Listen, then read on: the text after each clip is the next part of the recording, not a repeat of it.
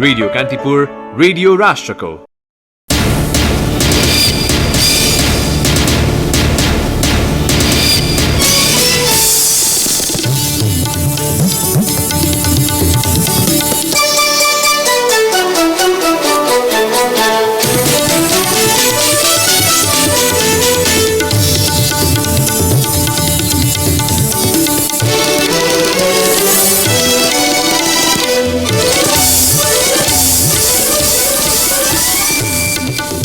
खाद्यान्न, औषधि, gas, petroleum पदार्थ लगायत सामग्री सहज रूपमा उपलब्ध गराउन निजी क्षेत्रलाई सरकारको आग्रह।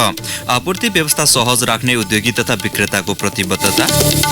कोरोना भाइरस संक्रमणका कारण नेपालको आर्थिक क्षेत्रमा पार्ने असरबारे अर्थ मन्त्रालयद्वारा अध्ययन सुरु। विकासको गति अन्तर्राष्ट्रिय गतिविधिमा निर्भर रहने भएकाले थप अध्ययनपछि मात्रै आगामी रणनीति तय गरिने। पेट्रोल, डिजेल र मट्टीतेलको मूल्यमा प्रति लिटर 2 रुपियाँ घट्यो। एलपी ग्यासको मूल्य भने यथावत। वुहानबाट कोरोना भाइरस संक्रमण सुरु भए पनि पछिल्लो समय चीनभन्दा बाहिरका अन्य मुलुकमा बढी संक्रमित, युरोपमा फैलने क्रम तीव्र। र कोभिड-19 को त्रासका बीच तालिका छुट्याएर च्याम्पियन्स लिग र युरोपा लिग फुटबलका विजेता घोषणा गर्ने विकल्पमाथि छलफल हुने।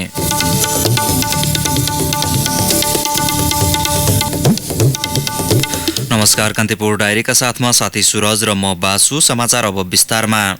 विशेष अदालतले ललिता निवास अनियमितता प्रकरणमा मुछिएका शाखा अधिकृत कृष्ण प्रसाद पौडेललाई पूर्वपक्षमा थुनामा पठाउन आदेश दिएको छ।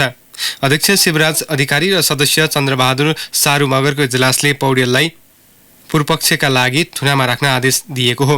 ललिता निवास अनियमितता प्रकरणमा 175 जना आरोपित मध्ये पौडेल विशेष अदालतमा उपस्थित हुने पहिलो व्यक्ति हुन्। 32 करोड 19 लाख 20 हजार रुपैयाँ बिगो माग दाबी पौडेल विरुद्ध विशेष अदालतमा मुद्दा दायर गरिएको थियो। उनीमाथि सरकारी राजकुलो र बाटोको नाममा श्रेष्ठा पूर्जा कायम रहेको 19 रोपनी 15 आना जग्गा व्यक्तिका नाममा दर्ता गरेको आरोप थियो।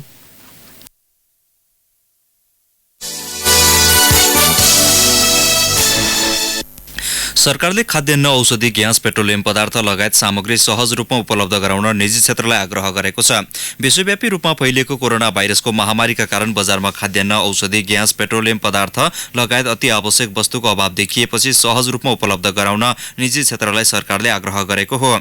उद्योग, वाणिज्य तथा आपूर्ति मन्त्री लेखराज भट्टले आज नेपाल आइल निगम, एलपी ग्यास उद्योग संघ, ढुवानी व्यवसायी महासंघ र राष्ट्रिय पेट्रोलियम डिलर्स एसोसिएसनका पदाधिकारीसँग छलफल गरी उपभोक्तालाई ग्यास सहित पेट्रोलियम सहज रूपमा उपलब्ध गराउन निर्देशन दिनुभएको हो। उपभोक्ताको सहजताका लागि सरकारले जस्तोसुकै सहयोग गर्न तयार रहेको भन्दै उहाँले उद्योगी व्यवसायीले असहयोग गरे कारबाही गर्ने चेतावनी दिनुभयो। कोरोनाको महामारीका क्रममा बजारमा उत्पन्न हुन सक्ने समस्या हल गर्नका लागि समन्वयात्मक रूपमा अनुगमन गर्न पनि वाणिज्य, आपूर्ति तथा उपभोक्ता संरक्षण विभाग तथा आइल निगमलाई उहाँले निर्देशन दिनुभयो। बजारमा कार्टेलिङ, सिन्डिकेट गर्ने, कृत्रिम अभाव सिर्जना गर्ने, कालोबजारी गर्ने तथा आपूर्ति व्यवस्थापनमा असहयोग गर्ने उद्योगी व्यवसायीलाई कडा कारबाही गर्न पनि मातहतका निकायलाई मन्त्री भट्टले निर्देशन दिनुभयो। यसअघि हिजो मन्त्री भट्टले नेपाल उद्योग वाणिज्य महासंघ, नेपाल चेम्बर अफ कमर्स र नेपाल उद्योग परिसंघका पदाधिकारीसँग समेत छलफल गरी आपूर्ति व्यवस्था सहज बनाउन आग्रह गर्नुभएको थियो। तीनवटा संगठनले समन्वयात्मक ढंगले कार्य गरे बजारमा माग अनुसार मास्क, औषधि र औषधिजन्य वस्तुको अभाव नहुने गरी बिक्री वितरणको व्यवस्था मिलाउन सक्ने उहाँको भनाइ थियो। कोरोना भाइरस संक्रमणको त्राससँगै बजारमा दैनिक उपभोग्य सामानको अभाव छाइरहँदा उद्योगी र विक्रेताहरूले भने एलपी ग्यासको आपूर्ति व्यवस्था सहज राख्ने प्रतिबद्धता जनाएका छन्। कोरोनाको संक्रमणका कारण विश्व बजारमै देखिएको प्रभावको असर स्थानीय बजारमा समेत पर्न सक्ने त्रासले उपभोक्ताले बढी मात्रामा सञ्चय गर्दा हाल अभावको स्थिति सृजना भएको उद्योगी र विक्रेताहरूले बताएका छन्। नेपाल एलपी ग्यास उद्योग संघ र ग्यास विक्रेता महासंघले आज संयुक्त पत्रकार सम्मेलन गरी बजारमा ग्यासको अभाव नभएको भन्दै आतंकित नहुन र अनावश्यक सञ्चय नगर्न उपभोक्तालाई आग्रह गरेको छ। एलपी ग्यास उद्योग संघका अध्यक्ष गोकुल भण्डारीले हप्ता दिनभित्र आपूर्ति सहज हुने भन्दै प्रज्वलनशील पदार्थ भएकाले अनावश्यक भण्डारण नगर्न आग्रह गर्नुभयो। ग्यासको नयाँ सिलिन्डर बिक्री वितरण नगराउन पनि विक्रेतालाई उहाँले आग्रह गर्नुभयो। ग्यास अभाव हुने डरले आफूसँग रहेका सबै खाली सिलिन्डरहरूमा ग्यास भर्न विक्रेताहरूकोमा आएकोले 81 ग्यासको माग बढ्न गई बिक्री वितरणमा केही समस्या हुन गएको देखिन्छ। ग्यासको आयात विगतभन्दा पनि हालको अवस्थामा केही बढी नै रहेकोले सम्पूर्ण उपभोक्ताहरूमा धैर्य धारण गरिदिनु हुन अनुरोध गर्दछौँ। उपभोक्ताहरूसँग घरमा भएको खाली सिलिन्डरहरूलाई मात्र ग्यास दिन र नयाँ सिलिन्डर ग्याससहितको सिलिन्डर बिक्री वितरण नगराउन सम्पूर्ण एलपी ग्यास उद्योगी तथा विक्रेताहरूमा सूचित गरिन्छ। सङ्घका अध्यक्ष भण्डारीले सरकार र सरकारवाला निकायको सहयोगमा आपूर्ति सहज राख्न प्रतिबद्ध रहेको बताउनुभयो। अहिले ग्यासको आयात विगतको भन्दा पनि बढी भएकाले धैर्य धारण गर्न उपभोक्तालाई उहाँले आग्रह गर्नुभयो। ग्यास विक्रेता महासङ्घका अध्यक्ष महेश्वर श्रेष्ठले आवश्यकताभन्दा बढी सिलिन्डर सञ्चय गरेका कारण बजारको वितरण प्रणाली असन्तुलन भएको बताउनुभयो। प्रदेश 1 मा 6 महिनासम्म पुग्ने पर्याप्त दैनिक उपभोग्य सामग्री रहेको सरकारवालाले बताएका छन्। जिल्ला प्रशासन कार्यालय मोरङले आयोजना गरेको अन्तर्क्रियामा सहभागी भएका नेपाल आयल निगम, खाद्य संस्थान, सल्ट ट्रेडिङ, औषधि व्यवस्था विभागको प्रदेश कार्यालय लगायतका सरकारी तथा गैर सरकारी कार्यालयहरूका प्रमुखहरूले 6 महिनासम्मका लागि सबै सामग्री पर्याप्त रहेको जानकारी गराएका हुन्। सल्ट ट्रेडिङ शाखा विराटनगरका प्रमुख राधेश्याम चौधरीले 3,23,143 बोरा नुन भण्डारणमा रहेको जानकारी दिँदै कृषि मल पनि अहिलेलाई पर्याप्त रहेको बताउनुभयो। आयल निगम प्रदेश 1 का उपनिर्देशक चित्ररञ्जन दासले पेट्रोलियम पदार्थ र एलपी ग्यास आवश्यकता अनुसार भण्डारण रहेको र भारतबाट समेत निर्बाध रूपमा आयात भइरहेको बताउनु भएको थियो। विश्व बजारमा कोरोना भाइरसको प्रभावले 33% पेट्रोलियम पदार्थको मूल्य घटेको र स्वचालित मूल्य प्रणाली अनुसार मूल्य तत्काल घट्ने डरले डिलरहरूले खरिद नगरेकाले अभाव देखिएको दासको भनाइ थियो। छलफलमा उद्योगी व्यवसायीहरूले कोरोना प्रभावले बजारमा दैनिक उपभोग्य लगायतका अति आवश्यकीय वस्तुको खपत बढेकाले महँगी बढेको बताएका थिए। उद्योग वाणिज्य तथा आपूर्ति राज्य मन्त्री मोती दुकडले दैनिक उपभोग्य वस्तु पर्याप्त भएर पनि अभाव सिर्जना गरी कालोबजारी गर्नेलाई कानुनी कारबाहीमा ल्याउन निर्देशन दिनुभयो। अब कान्तिपुर सविस्तार। कान्तिपुर सविस्तार। कोरोना संक्रमण नेपालमा हालसम्म कसैलाई नदेखिए पनि अर्थतन्त्रमा त्यसको नकारात्मक प्रभाव सुरु भएको छ।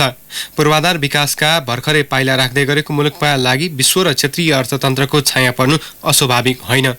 कोरोना संक्रमणको विश्व अर्थतन्त्र शिथिल हुँदै गर्दा नेपालको आर्थिक क्षेत्र खास गरी पूर्वाधार विकासमा पार्ने असरबारे अर्थ मन्त्रालयले अध्ययन सुरु गरेको छ। पूर्वाधार विकास, राजस्व, श्रम तथा पुँजीको अवस्था तथा अर्थतन्त्रमा पार्ने प्रभावबारे अर्थ मन्त्रालय, योजना आयोग र राष्ट्र बैंकले संयुक्त रूपमा अध्ययन सुरु गरेका छन्। त्यसै पनि कचुवा गतिमा रहेको मुलुकको पूर्वाधार विकासमा कोभिड-19 को प्रभावले सबै काम ठप्प भएपछि यसले समग्र अर्थतन्त्रमा पार्ने अल्पकालीन र दीर्घकालीन प्रभावबारे अध्ययन सुरु भएको हो। पुँजी, श्रम र प्रविधि सबै विदेशी मुलुकबाट ल्याउनु पर्ने भएपछि अधिकांश विकासी आयोजना यतिखेर ठप्प छन्। नेपालको विकासको गति अन्तर्राष्ट्रिय गतिविधिमा निर्भर रहने भएकाले थप अध्ययनपछि मात्रै आगामी रणनीति तय गरिने अर्थ मन्त्रालयका प्रवक्ता उत्तम कुमार खत्रीले बताए। विकास आयोजनामा कस्तो प्रभाव पर्छ, वित्तीय संस्थाहरूमा कस्तो प्रभाव पर्छ, टुरिज्म सेक्टरमा यसले कस्तो प्रभाव पार्छ लगायतका विषयमा अध्ययन गरिरहेका छन्। त्यसको अध्ययनको मोटामोटी अब एउटा निष्कर्ष निक्लिन्छ। कति लामो हुन्छ यो पनि अब हेर्न बाँकी नै हुन्छ। त्यो लगायत हामीले चाहिँ अब यही हप्ता चाहिँ विषयगत मन्त्रालय खास गरी विकास आयोजनासँग सम्बन्धित मन्त्रालयका सचिवहरूसँग बसेर छलफल पनि गर्दैछौँ। त्यसपछि जुन आयोजना व्यवस्थापन अथवा आयोजनामा सहजीकरण, सहयोग, समन्वय के गर्नुपर्ने हो त्यसको निष्कर्ष र निश्चय निक्लिन्छ। त्यसपछि हामी त्यसमा अगाडि बढ्ने। मुलुकको पूर्वाधार क्षेत्रमा सबैभन्दा धेरै लगानी पछिल्लो समय चीनको छ। जलविद्युत, सडक पूर्वाधार, सिमेन्ट लगायत क्षेत्रमा चीनले 5 खर्ब भन्दा बढी लगानी गरिसकेको छ। चीनबाट सुरु भएको कोरोनाको विश्वव्यापी संक्रमणसँगै पछिल्लो 3 महिनादेखि चीनिया लगानीका सबै आयोजना ठप्प छन्। पोखरा र लुम्बिनीको विमानस्थल निर्माण, काठमाडौँ अन्तर्राष्ट्रिय विमानस्थलको स्तर उन्नति चीनिया कम्पनीबाटै सञ्चालित छन्। यस्तै नारायणगढ, बुटोल सडक खण्ड, होङसी र वासिङ सिमेन्ट, तमोर लगायतका जलविद्युत आयोजना पनि चीनिया लगानीमा सञ्चालित छन्। कोरोनाको प्रभावले अधिकांश आयोजनामा नेपाली र चीनिया कर्मचारी सँगै बसेर काम गर्ने वातावरण समेत नरहेको नेपाल निर्माण व्यवसायी संघका अध्यक्ष रवि सिंहले बताए। विदेशीहरू कार्य निर्माणकारीहरू चाहिँ असर परेको अवस्था छ। विदेशबाट आयात गर्नुपर्ने सामग्रीहरू त महँगो हुने भयो नि त। यो लगभग $4 डलरको भाउ वृद्धि भइसकेको छ। 4 रुपियाँ वृद्धि हुँदाखेरि त हामीले खरिद गर्ने विदेशबाट आयात गर्ने सामग्रीहरू त स्वतः त्यसबाट महँगो पर्ने भयो, त्यसबाट भन्सारदेखि लिएर सबै कुराको मूल्य वृद्धि हुन्छ। नेपालीहरूलाई पनि चाहिँ सँगै बसेर काम गर्ने मानसिकतामा पनि अलिकति डराएको अनुभव पर्छ। किन काम गर्ने, किन रिस्क लिने भन्ने मनस्थितिबाट गुज्रेको अवस्था छ। कोरोनाको पछिल्लो प्रभावले पूर्वाधार विकासमा स्वाभाविक लागत बढ्ने भएपछि आयोजना महँगो पर्ने र यसले नेपालको विकासको गतिलाई अझै पछि धकेल्ने अर्थविद एवं प्राध्यापक डाक्टर शिवराज अधिकारीको तर्क छ। काम सम्पन्न जुन तोकिया थियो त्यसमा चाहिँ इफेक्ट गर्ने भयो। त्यो इफेक्टले के हुने भयो भन्दा हाम्रो इकोनोमीलाई पनि यसले असर गर्ने भयो। लङ टर्म इफेक्ट हुन्छ। यसको रिटर्न टाइममा पाइएन अनि त्यसपछि यसको कस्ट चाहिँ बढ्ने सम्भावना भयो। टाइमको हिसाबले पनि कस्ट बढ्यो, टाइममा प्रोडक्सन गर्न नसकेको कारणले अथवा बेनिफिट ल्याउन नसकेको कारणले पनि कस्ट बढ्ने भयो। अर्को चाहिँ सबैको अब आफ्नो प्लान हुन्छ। यो सेक्टरले चाहिँ अर्को सेक्टरलाई पनि सपोर्ट गर्ने हुन्छ। त्यो हिसाबले पनि यसले चाहिँ इफेक्ट गर्ने भयो। विश्व ब्याङ्कले गरेको प्रक्षेपण अनुसार नेपालको पूर्वाधार विकासका लागि कम्तीमा 13 खर्ब वार्षिक लगानी आवश्यक छ। तर नेपालमा पूर्वाधारमा लगानी वार्षिक जम्मा 4 खर्ब हाराहारीमा छ। त्यो पनि पूर्ण रूपमा खर्च भएको छैन। यस्तो अवस्थामा कोरोना प्रभावले विकासोन्मुख राष्ट्रमा स्तरोन्नति हुने र मध्यम आय भएको अवस्थामा मुलुकलाई उभ्याउन सबैभन्दा ठूलो चुनौती रहेको अर्थविद डाक्टर विशम्बर पाकुरेलको भनाइ छ। 5 वर्षको विगतमा हेर्दाखेरि 40% एभरेजमा पुँजीगत खर्च भएको छ। अहिले 6 महिनामा 15% मात्रै भएको छ। त्यसकारण यो पुँजीगत खर्चलाई पनि कसरी बढाउने, फास्ट ट्र्याकबाट जानको लागि अब विभिन्न किसिमको कानुनी जटिलता नआओस्, काम चाँडै होस् भन्नको लागि सरकारले सोचेन भने भोलिको दिनमा हामीलाई धेरै समस्याहरू आउने देखा पर्छ। त्यसकारण हाम्रो ड्रिम चाहिँ नि एलडिसीमा ग्रेजुएट हुने र मिडल इन्कम कन्ट्रीमा नेपाल जाने 2030 सम्ममा भन्ने कुराहरूलाई पनि पुनर्विचार गर्नुपर्छ। विश्वव्यापी रूपमा कोरोना आतंकसँगै भइरहेका आयोजना र आगामी लक्ष्य पूरा गर्न लगानीको व्यवस्थापन अब सबैभन्दा ठूलो चुनौती हुने अर्थविदहरूको तर्क छ। चीनबाट सुरु भएको कोरोनाले अन्तर्राष्ट्रिय क्षेत्रमा ठूलो मानवीय क्षति भएको छ। तर आर्थिक हिसाबले पनि सबैभन्दा ठूलो मारमा नेपाल परेको छ। विकासको मेरुदण्ड मानिएका राष्ट्रिय गौरवका अधिकांश आयोजना थलिँदा कोरोनाको प्रभावले मुलुकको आर्थिक क्षेत्र दीर्घकालसम्म पछि धकेलिने विश्लेषकहरूको आकलन छ। रेडियो कान्तिपुरका लागि अनिल परियार, काठमाडौँ। कान्तिपुर सविस्तार। कान्तिपुर डायरीमा अब बाँकी प्रसङ्ग। प्रमुख प्रतिपक्षी दल नेपाली कांग्रेसले कोरोना भाइरस अर्थात् कोभिड-19 को जोखिम सामना गर्न सरकारले प्रभावकारी रूपमा काम गर्न नसकेको आरोप लगाएको छ। सम्भावित जोखिम सामनाका लागि दक्ष जनशक्ति तयार राख्न जरुरी उपकरण, आइसोलेसन वार्ड, वैकल्पिक क्वारेन्टाइनहरू तथा आइसियुको अभाव हुन नदिन सरकारलाई कांग्रेसको सुझाव थियो। सीमा नाकामा प्रभावकारी र भरपर्दो कडाई हुन नसकेको बताउँदै सभापति शेरबहादुर देउवाले गम्भीर भएर काम गर्न सरकारलाई आग्रह गर्नुभयो। अति आवश्यक खाद्यान्नको थप मूल्य वृद्धिसँगै कालोबजारी फस्टाएको भन्दै सभापति देउवाले सरकारले उपभोक्ताको हित संरक्षण गर्न नसकेको उल्लेख गर्नुभएको छ। सार्वजनिक सेवाको क्षेत्रमा पर्ने असर दृष्टिगत गर्दै सरकारलाई आवश्यक रणनीति अपनाउन समेत कांग्रेसले आग्रह गरेको छ। गरिबीको रेखामुनि रहेका न्यून आय भएका नागरिक एवं दैनिक ज्यालादारीबाट जीवन गुजारा गरिरहेकाहरूलाई कष्टकर अवस्था बन्ने देखिएकाले राहतको योजना ल्याउन सरकार समक्ष कांग्रेसको माग थियो। कोरोना भाइरस रोकथामबारे प्रदेश 1 सरकारले सदनलाई गलत विवरण दिएको भन्दै प्रतिपक्षी दलका सांसदले सामाजिक विकास मन्त्री जीवन घिमिरेको राजीनामा माग गरेका छन्। मन्त्री घिमिरेले विराटनगरमा रहेको कोशी अस्पतालमा आइसोलेसन वार्ड रहेको धरान स्थित बीपी कोइराला स्वास्थ्य विज्ञान प्रतिष्ठानमा शंकास्पद बिरामीको उपचार र परीक्षण राम्रो भएको लगायत विषयबारे सदनलाई जानकारी गराउनु भएको थियो। प्रदेशसभाको आजको बैठकमा नेपाली कांग्रेसका प्रमुख सचेतक केदार कार्कीले सरकारको जिम्मेवार मन्त्रीले संसदलाई ढाँट्न नमिल्ने भन्दै राजीनामा माग गर्नुभएको हो। साउदी अरबबाट आएका शंकास्पद व्यक्तिको उपचारमा दुवै अस्पताल गम्भीर नदेखिनुले प्रदेश सरकार कति संवेदनशील नभएको प्रष्ट हुने उहाँको धारणा थियो। उहाँले भन्नुभयो, फिजिसियनले परीक्षण गर्नुपर्नेमा मनोरोग चिकित्सकसँग परामर्श लिन लगाइएको र सार्वजनिक बसमा घर फर्कन अनुमति दिनुले सरकारको व्यवस्थापन प्रष्ट देखिन्छ। रानी नाका स्थापना गरिएको हेल्थ डेस्कमा स्वास्थ्यकर्मीहरू व्यक्तिगत सुरक्षात्मक सामग्रीको अभावमा आफै त्रासमा रहेको बताउँदै सांसद कार्कीले प्रश्न गर्नुभयो, स्वास्थ्यकर्मीसँग पर्याप्त पन्जा, मास्क र विशेष प्रकारको लुगा समेत नरहेको अवस्था छ। के प्रहरीलाई देखेर कोरोना भाइरस भाग्ने हो?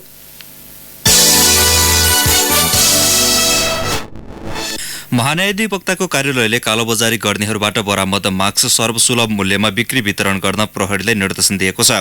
अदालती प्रक्रिया पुर्याएर टुङ्ग्याउन लामो समय लाग्ने भन्दै कार्यालयले कालोबजारी गर्नेहरूबाट बरामद मास्कको अभिलेख राखी बिक्री वितरण गर्न भनेको हो।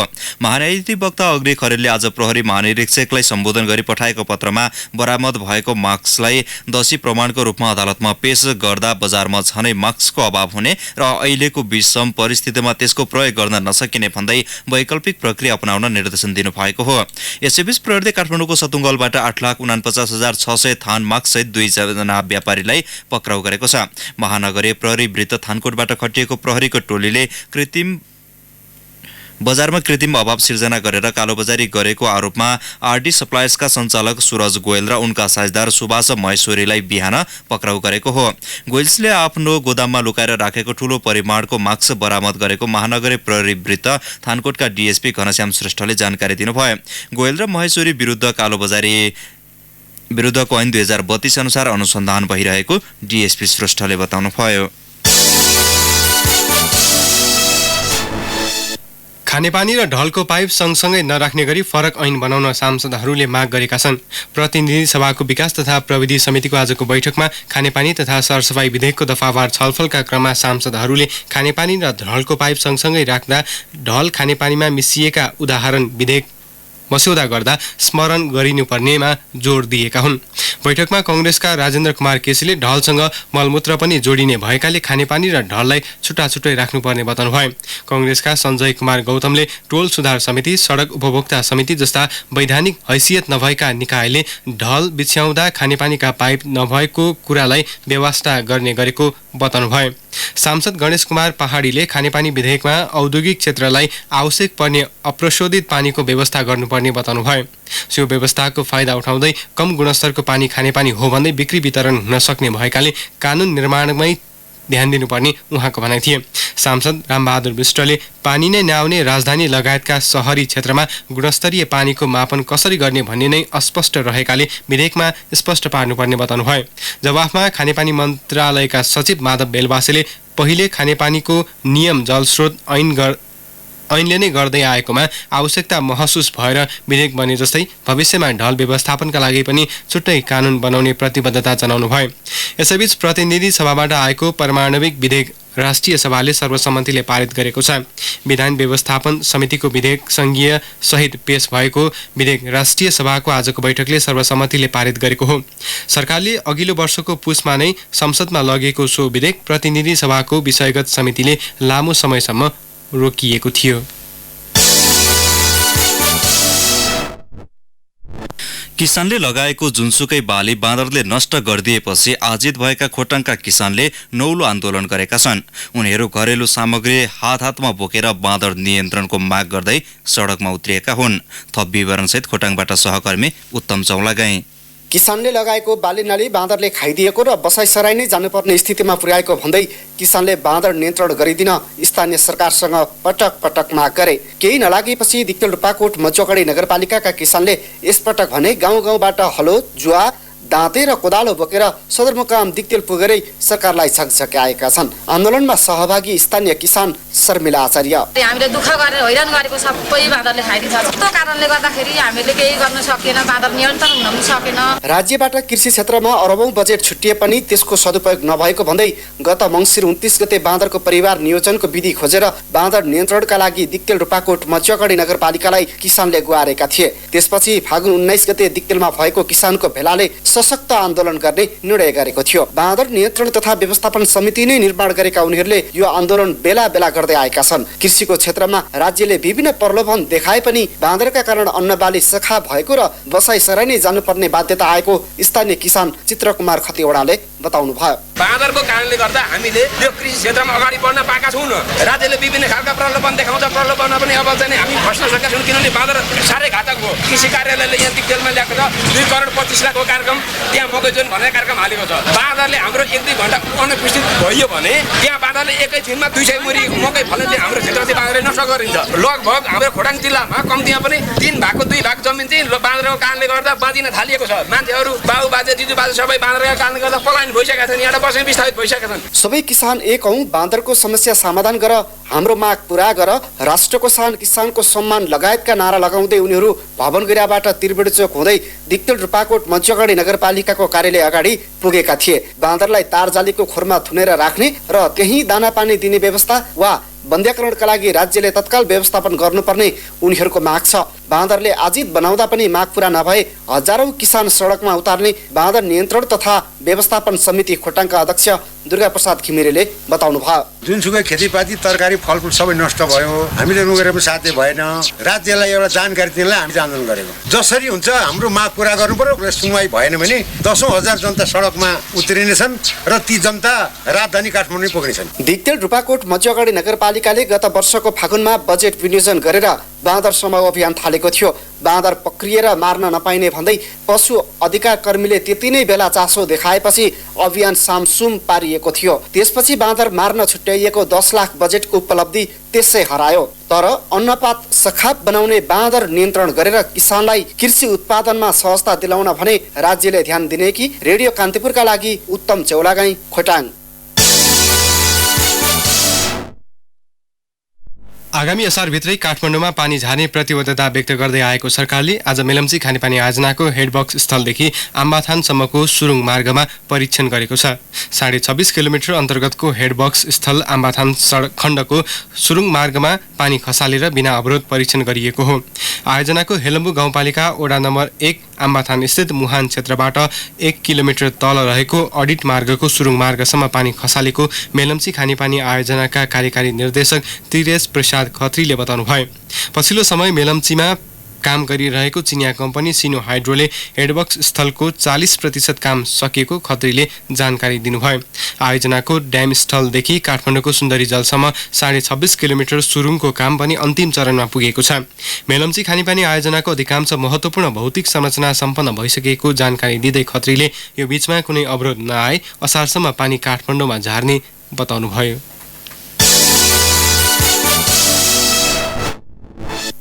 काभ्रे पनौतीमा बा 5 ख 5480 नम्बरको टिप्परको ठक्करबाट खानेखोला एकी 33 वर्षीय जुनी माया गोलेर उनकी 3 वर्षीय छोरीको मृत्यु भएको छ। छोरीलाई टिप्परले ठक्कर दिएपछि बचाउन गएकी आमालाई पनि ठक्कर दिएको एक प्रत्यक्षदर्शीले बताए। उपचारका क्रममा शिर मेमोरियल अस्पतालमा उनीहरूको मृत्यु भएको बनेपा प्रहरीले जनाएको छ। मृतक जुनी माया खानेखोला स्थित कालिका प्राविको प्राध्यापक हुन्। उनी आफ्नो स्वास्थ्य परीक्षणका लागि पनौती गएकी थिइन्। कान्तिपुर डायरीमा पुनः ब्रेकको पालो। कान्तिपुर डायरीमा अब आर्थिक प्रसङ्ग। नेपाल आयल निगमले पेट्रोल, डिजेल र मट्टितेलको मूल्य प्रति लिटर 2 रुपैयाँले घटाएको छ। अन्तर्राष्ट्रिय बजारमा इन्धनको मूल्यमा भारी गिरावट आए पनि निगमले भने 2 रुपैयाँ मात्र घटाएको हो। हवाई इन्धन आन्तरिकतर्फ भने 4.5 रुपैयाँ घटाएको निगमले जनाएको छ। एलपी ग्यास र हवाई इन्धन अन्तर्राष्ट्रियतर्फको मूल्य यथावत नै राखिएको निगमले जनाएको छ। नयाँ मूल्य आज राति 12 बजेबाट लागू हुने निगमका प्रवक्ता वीरेन्द्र गोइतले बताउनुभयो। नयाँ मूल्य सूची अनुसार पेट्रोलको खुद्रा बिक्री मूल्य प्रति लिटर 106 रुपैयाँ र डिजेल मट्टितेलको 95 रुपैयाँ कायम गरिएको छ। हवाई इन्धनको मूल्य 90 रुपैयाँ कायम गरेको प्रवक्ता गोइतले बताउनुभयो। हाल अन्तर्राष्ट्रिय बजारमा कच्चा तेलको मूल्य उल्लेख्य रूपमा घटिरहेको छ। घर, मोटर, कल कारखाना र अन्य सम्पूर्ण निर्जीवन बीमा सेवा सुविधाको लागि सानिमा जनरल इन्स्योरेन्स, निरन्तर सेवा, निर्धक्क साथ। केही दिन यता लगातार घटिरहेको शेयर बजारमा आज सामान्य सुधार आएको छ। बजार परिसूचक नेप्सी आज 3.35 अङ्कले बढेर 1316.39 अङ्कमा पुगेको छ। निर्माण तथा उत्पादन, व्यापार र म्युचुअल फन्ड बाहेक अन्य सबै समूहको उपसूचक बढेपछि समग्र बजार प्रभावित बनेको हो। आज जीवन बीमा र निर्जीवन बीमा समूहको उपसूचक सबैभन्दा ठूलो अङ्कले बढेको छ। कारोबार रकममा भने करिब 50 करोड रुपियाँले कमी आएको छ। आज कुल 180 कम्पनीको 1251 कारोबारबाट 1 अर्ब 61 करोड 53,41,877 रुपियाँ बराबरका 41,91,415 किता शेयर किनबेच भएको नेपाल स्टक एक्सचेन्जले जनाएको छ। अब अन्तर्राष्ट्रिय प्रसङ्ग। कोरोना भाइरसको संक्रमण सुरु भएको चीनमा भन्दा बाहिर संक्रमितको संख्या धेरै भएको छ। चीन बाहिर विभिन्न मुलुकमा गरी हालसम्म 87,000 जनामा संक्रमण पुष्टि भएको छ, जबकि चीनमा संक्रमितको संख्या 80,860 रहेको छ। यस्तै चीनमा संक्रमणबाट हालसम्म 3,208 जनाको मृत्यु भएको छ भने चीन बाहिर विभिन्न मुलुकमा गरी मृत्यु हुनेको संख्या 3,241 पुगेको छ। चीनमा नियन्त्रणमा आएको कोरोनाबाट पछिल्लो समय युरोप सबैभन्दा बढी प्रभावित भएको छ। इटालीमा मात्र 24,774 जनामा संक्रमण पुष्टि भएको छ। त्यहाँ एकै दिन 368 जनाको मृत्यु भएसँगै संक्रमणबाट मृत्यु हुनेको संख्या 1,809 पुगेको छ। स्पेनमा 7,753, फ्रान्समा 5,380, जर्मनीमा 4,838 र स्विजरल्यान्डमा 2,200 बढीमा संक्रमण देखिएको छ। युरोप बाहिर इरानमा सबैभन्दा बढी 13,983 जनामा संक्रमण फेला परेको छ। त्यहाँ संक्रमणबाट मृत्यु हुनेको संख्या 853 पुगेको अधिकारीहरूले बताएका छन्। यस्तै अमेरिकामा 1,678 जना, बेलायतमा 1,376 जनामा संक्रमण पुष्टि भएको छ। दक्षिण एसियामा 204 जनामा संक्रमण पुष्टि भएको छ। संक्रमण बढ्दै गएपछि अमेरिकाले न्युयोर्क र लस एन्जल्समा होटल, रेस्टुरेन्ट, बार तथा सार्वजनिक क्षेत्रहरू बन्द गरिएको छ। न्युयोर्कका विद्यालयहरू बन्द गरिएका छन्। अनलाइनबाट पढाइ सुरु गरिएको छ। दक्षिण अफ्रिकाले चीन, अमेरिका, बेलायत लगायतका मुलुकका नागरिकका लागि नाका बन्द गरेको छ। जर्मनीले अति आवश्यक बाहेकका भ्रमणका लागि सीमा नाका बन्द गरेको छ। भारतीय चलचित्र उद्योगले समेत यो महिनाको अन्त्यसम्मका लागि चलचित्र प्रदर्शनी स्थगित गरेको छ। फिलिपिन्सको लुजोन द्वीपलाई क्वारेन्टाइनमा राखिएको छ। न्युजिल्यान्डले 500 वा सोभन्दा बढीको जमघट तथा मेला भेलामा प्रतिबन्ध लगाएको छ। संक्रमण रोक्नका लागि अस्ट्रेलियाको भिक्टोरिया, अस्ट्रेलियन क्यापिटल टेरिटोरी एसिटी र दक्षिण अस्ट्रेलियन सरकारले सङ्कटकाल घोषणा गरेका छन्। अब खेल प्रसङ्ग। कोरोना संक्रमणबारे सचेत रहँदै फुटबलका अधिकांश प्रतियोगिताहरू स्थगित भए पनि अखिल नेपाल फुटबल संघ एन्फाले शहीद स्मारक बी डिभिजन लिग फुटबल भने जारी राखेको छ। ललितपुरको साधोपाटो स्थित एन्फा कम्प्लेक्सको मैदानमा आज भएको खेलमा खुमलटार युथ क्लब विजयी भयो। सबिन केसीको ह्याट्रिक मद्दतमा उसले श्रीकुमारी क्लबलाई 3-1 को गोल अन्तरमा पराजित गर्यो। श्रीकुमारीका लागि मिशन लामाले 57 गोल फर्काएका थिए। आजको जितसँगै खुमलटार 13 अङ्कमा दोस्रो स्थानमा उक्लिएको छ। समान 5 खेलबाट 15 अङ्क भएको साधोबाट युथ क्लब शीर्ष स्थानमा छ। 10औं स्थानमा रहेको श्रीकुमारीको 3 अङ्क मात्र छ।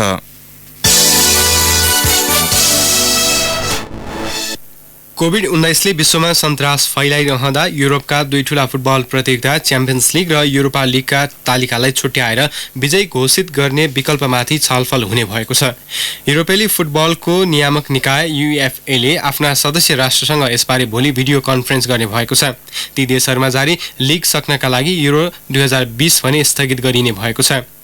युएफएका 55 सदस्य राष्ट्र, युरोपेली क्लब सङ्घका बोर्ड सदस्य र वर्ल्ड प्लेयर युनियनका प्रतिनिधिलाई पनि भिडियो बैठकमा आमन्त्रण गरिएको छ। यसपछि युएफएले आफ्नो छुट्टै बैठक डाकेर ती प्रतियोगिताका बारेमा निर्णय गर्ने जनाइएको छ। दुवै प्रतियोगिताहरू अन्तिम 16को स्पर्धामा रहेकाले टेलिभिजन प्रसारण अधिकार बापतको रकम भने के गर्ने भन्ने निर्णयमा पुग्न अप्ठ्यारो भरेको बीबीसीले उल्लेख गरेको छ। आगामी सिजनको क्यालेन्डर प्रभावित नहुने गरी निर्णयमा पुगिने युएफएका प्रतिनिधिलाई उद्धृत गर्दै अन्तर्राष्ट्रिय सञ्चार माध्यमले जनाएका छन्। हवस् तिनै प्रसङ्गसँगै कान्तिपुर डायरीका आजका सम्पूर्ण बुलेटिन यही सकिन्छ। भोलि बिहान 6:30 बजे नियमित बुलेटिनका साथमा उपस्थित हुने नै छौँ। अहिलेलाई साथी सुरज र म बासु बिदा हुन्छौँ। नमस्कार, शुभरात्रि। सूचना र मनोरञ्जनको संवाहक रेडियो राष्ट्रको रेडियो कान्तिपुर।